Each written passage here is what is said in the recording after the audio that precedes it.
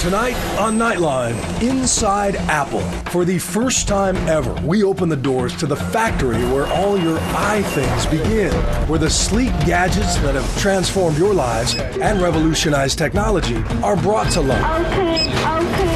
iFactory.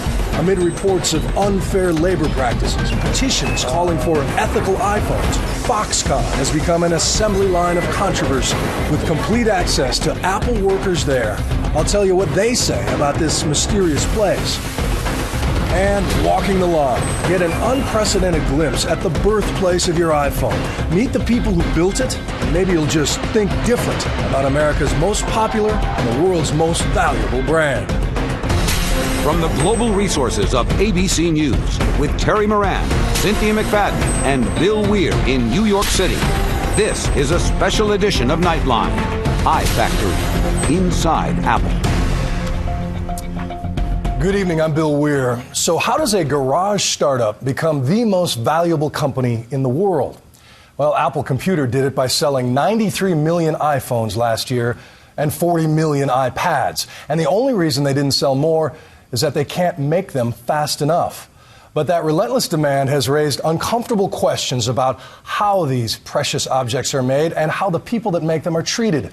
A few weeks ago, the company invited me to witness its first ever third-party audit of its biggest Chinese supplier, Foxconn. For the record, our parent company Disney and Apple have strong ties. Our CEO sits on their board, and the Steve Jobs Trust is Disney's largest individual shareholder.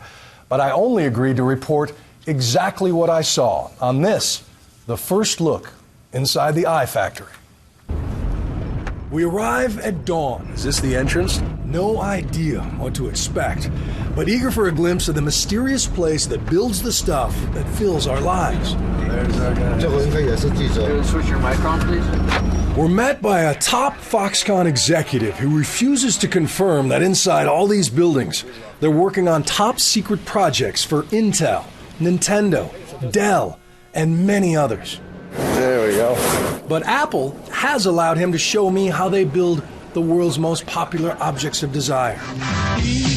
Be the charming type. The ones that turned a little garage startup into a company more valuable than Exxon, a brand more beloved than any other.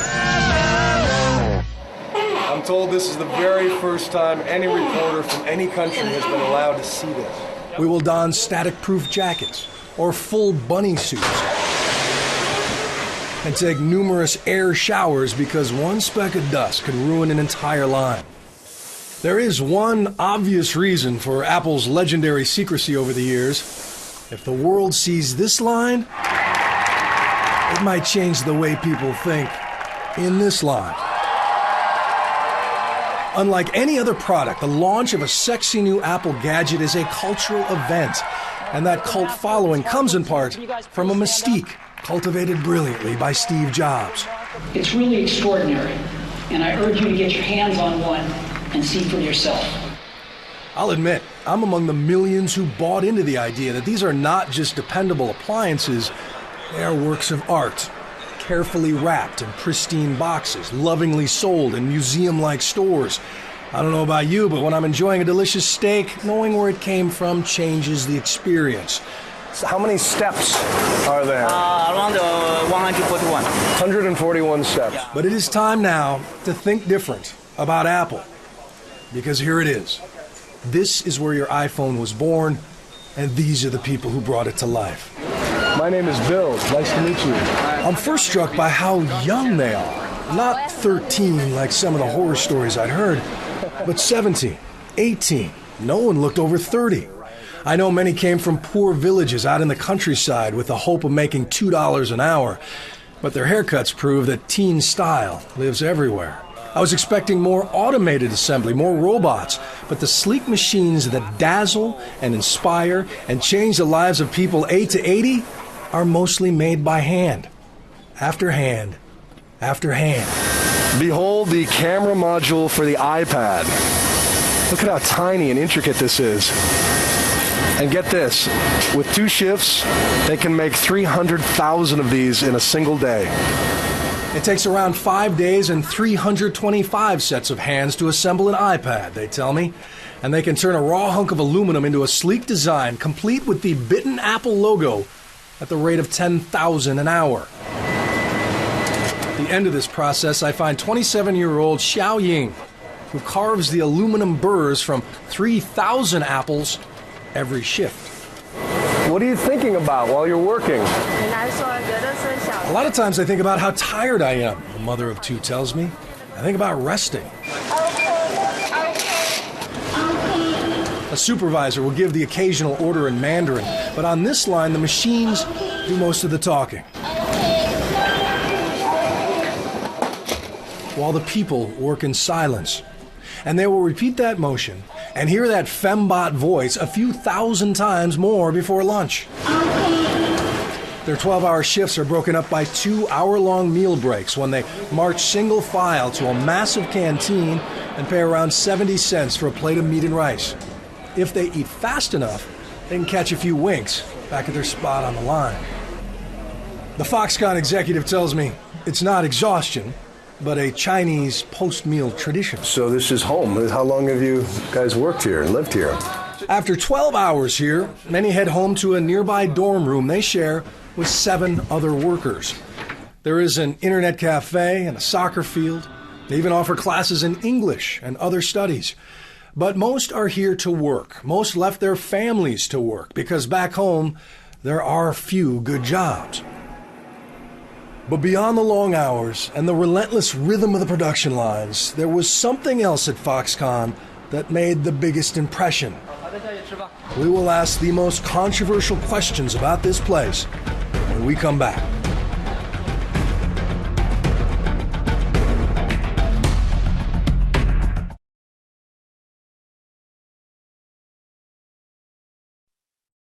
This special edition of Nightline, iFactory, Inside Apple, continues with Bill Weir. If you ever visit the Foxconn factory complex in Shenzhen, China, you cannot miss the nets. And it is hard to get them out of your mind when you leave. They are there to keep the people who build products for Apple or Dell or Nintendo from taking a deadly leap off a factory roof. And a Foxconn executive admits that without those nets and the suicide cluster that produced them, we wouldn't be looking inside the iFactory tonight. The suicide nets went up in the spring of 2010 when 9 Foxconn workers jumped to their desks in the span of 3 months. A total of 18 employees took their own lives or tried to in recent years, and given the company's massive size, Foxconn's suicide rate is actually well below China's national average.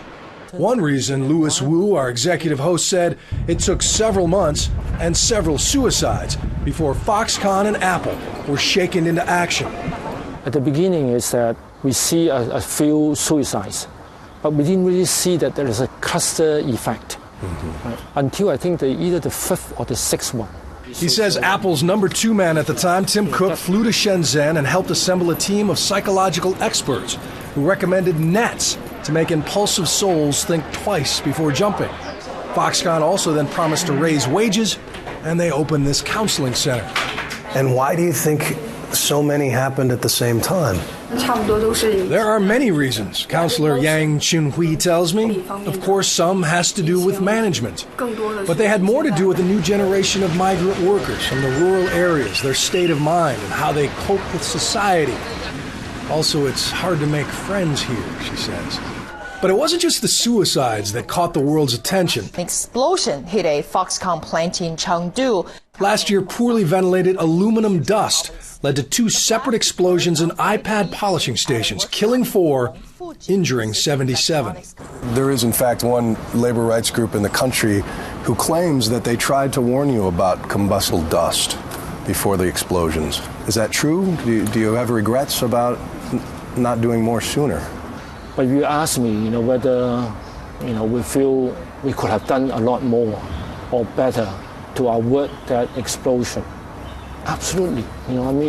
We were devastated. Apple takes working conditions very, very seriously.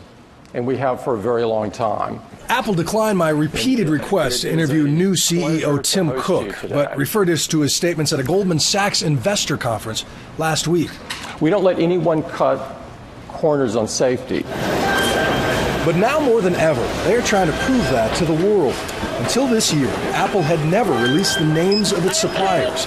They almost doubled the number of supplier audits performed last year, and a few months ago they decided to join the Fair Labor Association. And we were there when the head of the FLA arrived to begin the largest ever audit of Foxconn. This is not a surprise inspection. No. So how do you know they're not putting on a show for you if they know you're coming? I expect them to put on a show for us. That's normal. But our method is such that we have a bottom-up interview method that just surfaces. Over the next couple of days, everything will surface. It's only fair to note that Apple is just one of many Foxconn customers, and most of them have escaped this recent storm of bad publicity. As one of the FLA auditors explains, the biggest and most visible brands often take the heat for the entire industry. And why the timing like this? Well, we call it the Nike moment, right, in the industry. So there was a moment for Nike in the 90s when they got a lot of publicity, negative publicity. And they weren't the worst. It's probably similar like Apple. They're not necessarily worse than anybody else. It's just that the publicity started to build up. Part of the Fair Labor Association team scours time cards and pay records, while another uses iPads to beam the anonymous grievances of 35,000 workers to a server in New Zealand. Apple promised we could talk to anyone, anywhere on their Foxconn lines, and when we come back, you'll see me take them up on that offer. We'll show you the kind of place many of these workers come from and why they rushed the Foxconn gates when the special edition of Nightline continues.